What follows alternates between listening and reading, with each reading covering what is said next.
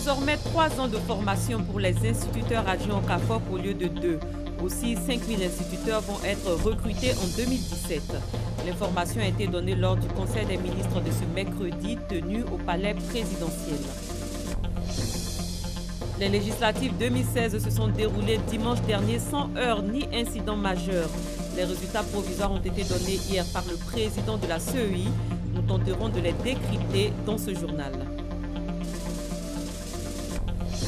À l'étranger, crise en RDC, les évêques ont lancé aujourd'hui un ultimatum à la classe politique pour un accord avant Noël, faute de quoi l'Église tirera les conséquences qui s'imposent. Bonsoir et bienvenue. Les instituteurs adjoints au CAFOP auront désormais une formation de 3 ans au lieu de 2. La décision a été prise au cours d'un conseil des ministres tenu ce mercredi au palais présidentiel. D'autres mesures ont été prises, on en parle avec Jérôme Kofi Abolin. 3 années désormais, au lieu de 2 comme auparavant, pour la formation d'un instituteur adjoint. Une décision du gouvernement, c'est le Conseil des ministres ce mercredi qui donne l'information, indiquant que pour 2017, environ 5000 postes sont à pourvoir. Dans le cadre de la politique de scolarisation obligatoire des enfants de 6 à 16 ans, initiée par le gouvernement depuis la rentrée scolaire 2015-2016, le Conseil a décidé de la réouverture du concours d'entrée dans les centres d'animation et de formation pédagogique, donc CAFOP, aux titulaires du BEPC. Cette mesure permettra d'élargir la base de la pyramide des formateurs à recruter pour combler le déficit d'enseignants dans l'enseignement préscolaire et primaire.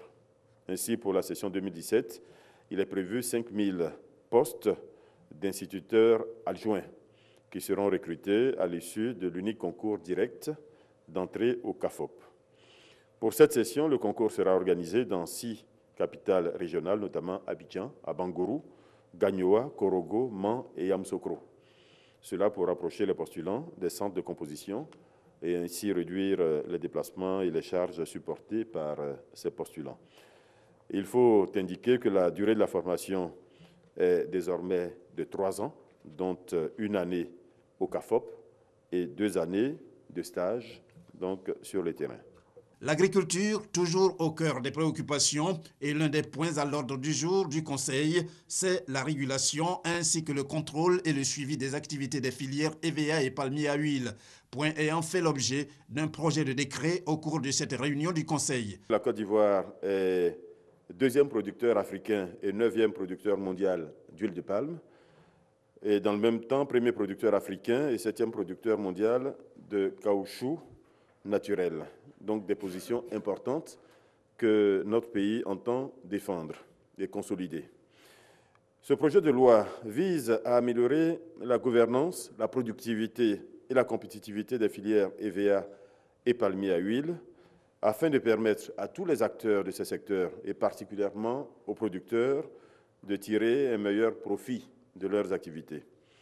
Ainsi, ce dispositif prend en compte la similarité des problèmes et la complémentarité agronomique de ces 2 filières pour régir dans un cadre légal unique les questions liées aux plantations villageoises, à la commercialisation, à la transformation et à la valorisation des produits de l'EVA et du palmier à huile.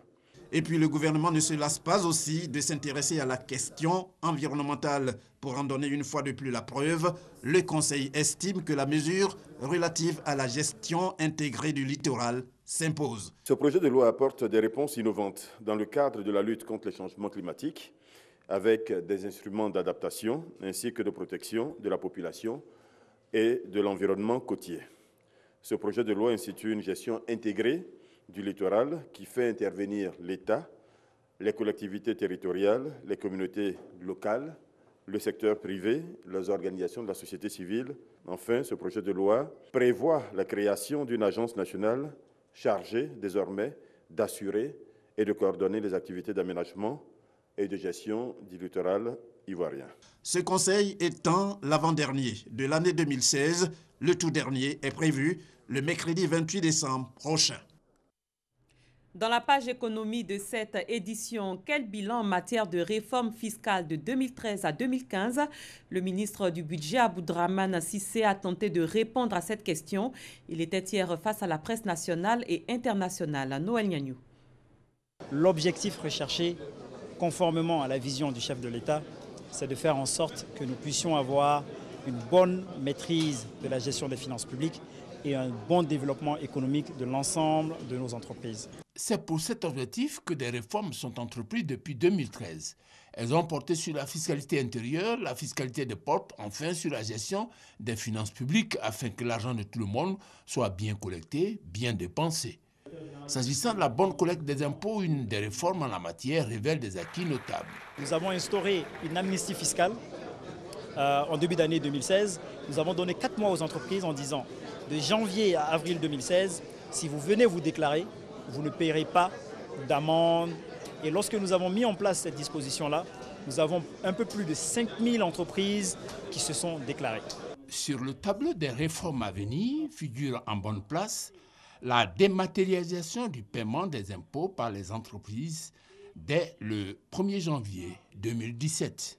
À partir du premier trimestre 2017, les entreprises pourront dorénavant payer leurs impôts par prélèvement bancaire et par virement. Elles pourront faire leur déclaration de paiement d'impôts en ligne. Sur la question de la pression fiscale et le contrôle répétitif, Abdourahmane Cissé sonne la fin de la récréation. Nous souhaitons qu'il y ait des contrôles qui soient normalisés. Nous y travaillons. Nous ferons en sorte que les mêmes entreprises ne soient pas contrôlées plusieurs fois la même année, que ne soient pas contrôlées d'année en année. Nous souhaitons que tout le fichier puisse effectivement subir des contrôles, mais pas de façon répétitive. Autre fait à noter, et non des moindres, la mise en place des contrats de performance entre l'État et les dirigeants des sociétés d'État, avec pour finalité faire naître une nouvelle race de gestionnaires des biens publics.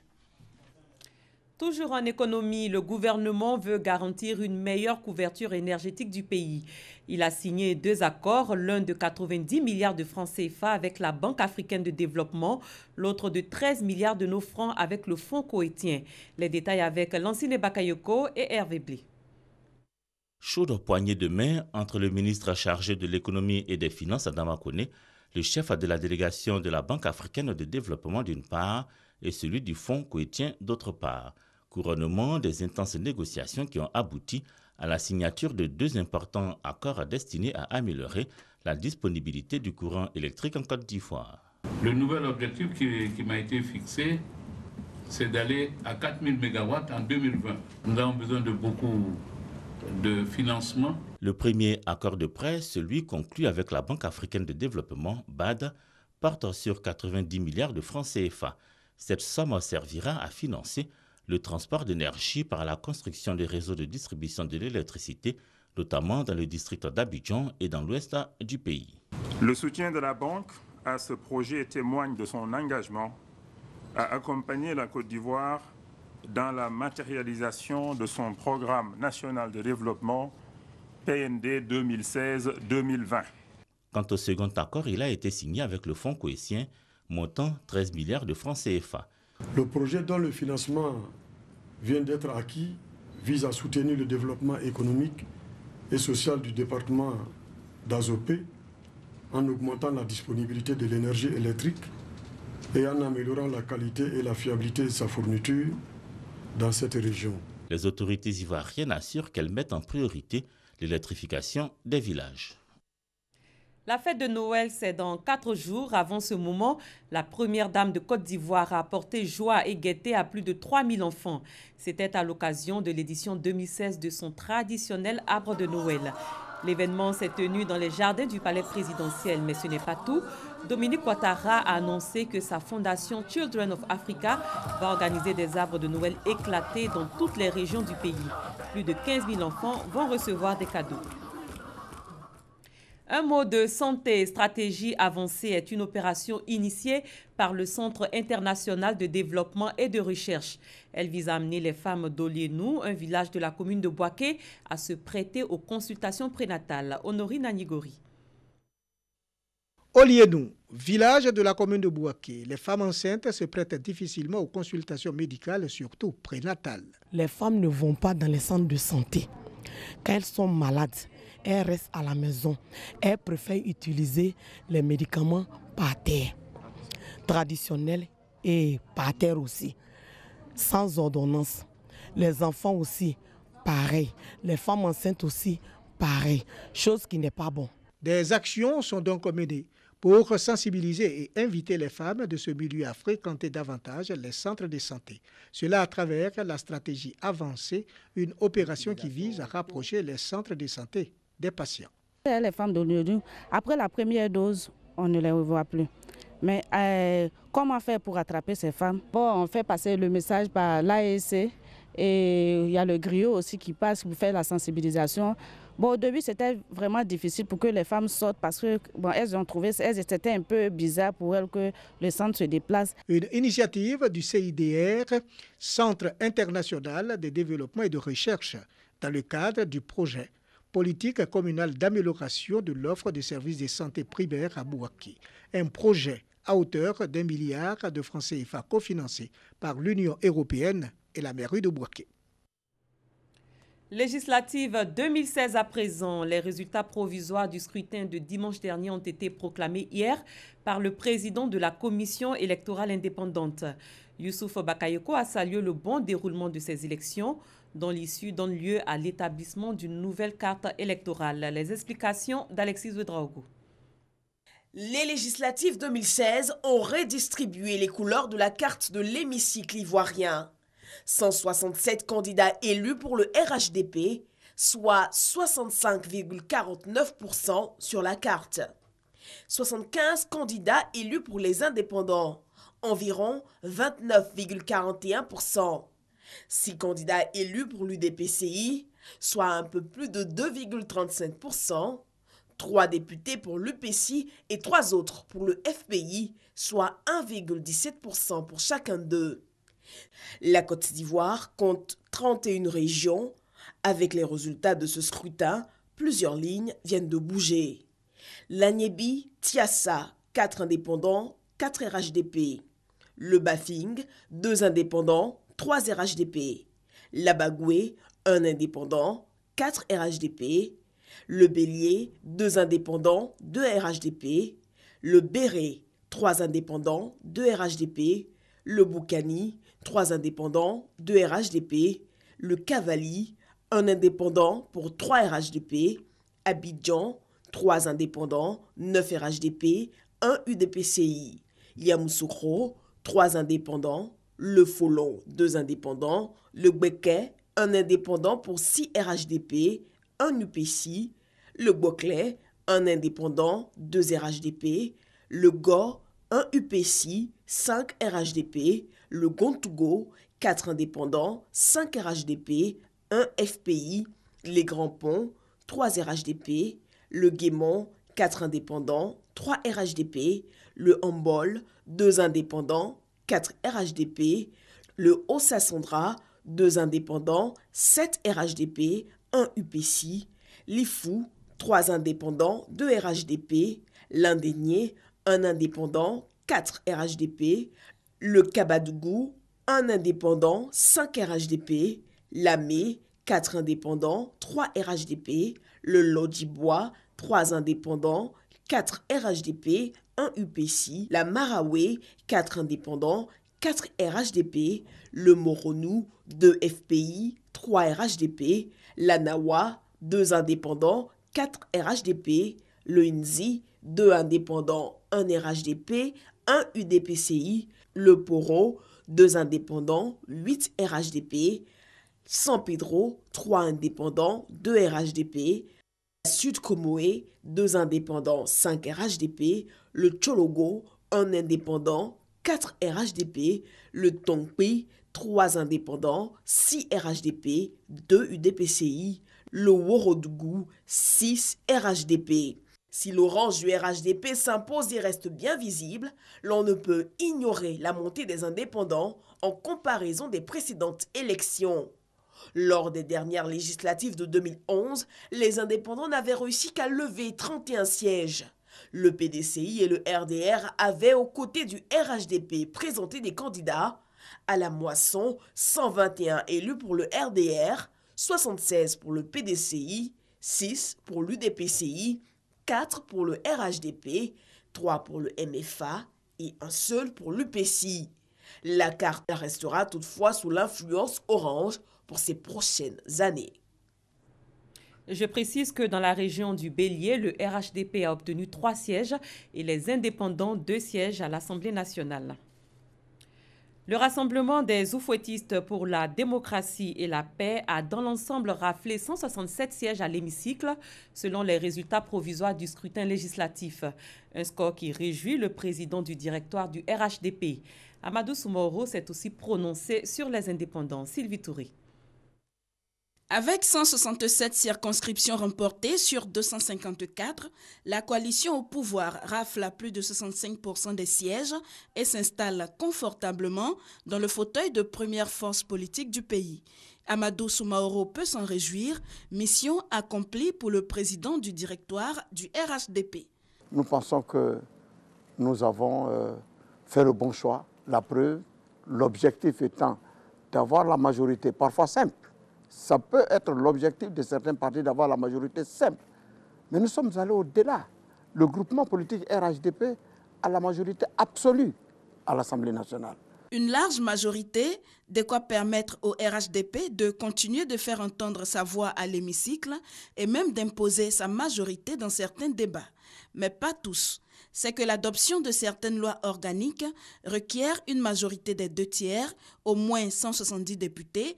D'autres encore nécessitent le vote des 4/5, c'est-à-dire 204 députés. Les lois organiques, ce sont des lois qui touchent pratiquement, parfois à la vie de la nation, donc qui touchent à la vie de chaque député. Ce sont des sujets sur lesquels nous sommes obligés de nous entendre pour la vie de la nation. Mais en ce qui concerne les lois de gouvernance quotidienne, le chef de l'État a sa majorité pour gouverner tranquillement. Amadou Soumaoro reste tout de même confiant. L'intérêt de la nation l'emportera dans les discussions sur ces questions. Au sujet de la percée des indépendants, dont certains n'avaient pu obtenir l'investiture du parti, le président du directoire est formel. Parler de percée, non. Il y a eu une percée du RHDP. Ça, il ne faut pas noyer la victoire du RHDP. Maintenant, il y a eu dans des circonscriptions où nos candidats n'ont pas été élus, ce qui est inhérent à toute élection. Mais rassurez-vous, nous allons veiller à ce qu'on ne noie pas la grande victoire du RHDP dans, disons, ce phénomène des indépendants. Le RHDP est très satisfait de son score et peut s'en contenter, soutient Amadou Soumaoro, mais les portes du parti ne sont pas fermées aux dissidents. Nous sommes des oufouettistes, véritablement des oufouettistes. Nous ne fermerons jamais la porte, disons, à un frère. Le plus important, c'était de connaître la force du RHDP, la force politique du RHDP dans le pays. On la connaît. Maintenant, en ce qui concerne nos frères indépendants, je pense que des décisions appropriées seront prises pour maintenir l'union de la grande famille oufouettiste. Pour Amadou Soumaoro, le bon déroulement du scrutin législatif sonne l'entrée de la Côte d'Ivoire dans le cercle des nations démocratiques et son parti entend pleinement y jouer son rôle d'acteur majeur. Après les élections du dimanche, le président de l'Union pour la démocratie et la paix en Côte d'Ivoire a réagi. On écoute le responsable de l'IDPCI dont les propos ont été recueillis par notre reporter Thomas Guessambi. Je suis satisfait d'autant plus que l'UDPCI est sorti des montagnes de la région de l'Ouest. Véritablement, en termes de poste électif, nous venons d'avoir nos premiers députés en dehors de l'Ouest montagneux. Et mieux, nous faisons notre entrée dans le centre et dans la ville d'Abidjan. Je pense que cela peut être enregistré comme de belles victoires. L'UDPCI a participé à plusieurs législatures. Moi-même, j'y étais jusqu'au début, au milieu des années 2000. Je voudrais dire, comme d'habitude, l'UDPCI sera présente et avec les autres élus de la nation, nos députés conduiront les débats en toute intelligence dans l'intérêt de l'État de Côte d'Ivoire. Un groupe parlementaire, c'est bien des cadres élus, députés issus de formations politiques, une ou plusieurs, mais aussi d'autres qui peuvent donc les rejoindre pour pouvoir, dans la même vision, constituer un groupe parlementaire. Je n'ai aucun doute que nous aurons un groupe parlementaire, que nous participerons à la vie de l'Assemblée nationale en apportant toute la contribution attendue. Je viendrai encore sur cette question qu'un de vos confrères m'a posée en disant que nous ne sommes pas partis d'un groupement et j'avais même indiqué que personne n'avait le droit de nous chasser, que nous n'avions pas démissionné de ce groupement. Mais évidemment, quelque chose s'est passé et cette chose-là mérite certainement que nous tous nous fassions des analyses. Issu des législatives 2016, le FPI signe son retour à l'Assemblée nationale en remportant 3 sièges. Que pouvons-nous retenir de la participation du Front populaire ivoirien à ce scrutin? Quel rôle ce parti entend-il jouer au sein de l'hémicycle? Michel Digré a abordé pour vous ces différentes questions. Le Front populaire ivoirien signe son retour à l'hémicycle à la faveur des législatives 2016 après avoir boycotté celles de 2011. De 96 députés sur 225 en 2000, le FPI ne décroche que 3 sièges sur 255 pour ce comeback. Avec ces 3 députés, le FPI entend cependant donner de la voix au cours des débats parlementaires. Nous allons incarner de façon vive, de façon forte, l'opposition en Côte d'Ivoire, donc être la voix des sans-voix, être le regard de tous les Ivoiriens pour, je dirais, passer au peigne fin la politique menée par ceux qui sont au pouvoir, exercer notre critique, une critique constructive, montrer que nous constituons une alternative crédible. Et donc nous serons présents dans tous les débats, nous serons incisifs, nous allons montrer que même si nous sommes minoritaires, qu'en matière de débat politique, ce n'est pas le nombre qui compte, mais le caractère percutant des arguments. Donc nous ferons face au nombre, face à la logique du nombre, nous allons opposer la logique de l'argumentation, la logique du débat, la logique de l'intelligence politique. Défendre les intérêts des populations à l'hémicycle, Afin-N'Guessan constate toutefois le désintérêt de plus en plus croissant de celle-ci pour les élections. Il faut dire que cette élection vient confirmer une forme de désaffection que les Ivoiriens ont aujourd'hui vis-à-vis de la politique. Les taux de participation ont été très faibles, même dans certaines circonscriptions en dessous de ce que nous avons enregistré au présidentiel, où déjà nous étions très faibles, ce qui montre bien qu'il y a un problème de mobilisation de l'électorat. Au-delà du FPI, c'est l'ensemble de la classe politique, de l'élite politique qui est interpellée par cette situation. Le taux de participation des législatives 2016 s'élève à 34,10%. Comme le FPI, l'UPC a obtenu 3 sièges à l'hémicycle. Le président de cette formation politique, Nyamie Konan, s'est prononcé sur ce score. Il a été joint au téléphone par notre reporter Thomas Guessambi. C'est la première fois qu'en dehors de ma personne, notre parti présentait des candidats à des élections. 3 députés, ce n'est pas ce qu'on espérait, mais ce n'est pas rien. Donc nous sommes fiers de ces 3 députés et nous allons essayer de faire bonne figure à l'Assemblée nationale de Côte d'Ivoire. Qu'on ait 3 députés ou qu'on ait 50 députés, même ceux qui ont 100 députés sont obligés à l'Assemblée nationale de former des alliances. Nous allons essayer de rechercher des alliés, ceux qui partagent les mêmes valeurs que nous, à savoir les valeurs de liberté, d'égalité, de foi en la Côte d'Ivoire. Nous allons les rechercher et essayer de former avec eux un groupe parlementaire. Si vous utilisez le terme « ordre du jour », je voudrais m'en tenir à ce terme et vous dire que ce débat n'est pas, les discussions ne sont pas encore à l'ordre du jour. Et de toute façon, l'initiative ne nous appartient pas et comme j'ai toujours dit, cela n'est plus notre priorité. Sur 1337 candidats pour 255 sièges à l'Assemblée nationale, 29 femmes ont été élues. Un chiffre qui démontre qu'il reste du chemin à parcourir avant de voir les femmes accéder massivement aux instances de décision. Divers facteurs expliquent ce faible taux de femmes élues. Gabriel Zani planche sur ce difficile décollage de la gente féminine en politique. Après la proclamation des résultats provisoires par la CEI, place au bilan. Au siège de l'association des femmes juristes, on fait le décompte des candidatures féminines. Aimé Zébeyou est présidente de l'Association des femmes juristes de Côte d'Ivoire, une organisation avant-garde de la promotion des droits de la femme. Constat, une légère amélioration ou bien une légère hausse par rapport aux législatives de 2011, mais c'est faible. Sur 254 députés élus, 29 sont des femmes, une augmentation à la limite insignifiante.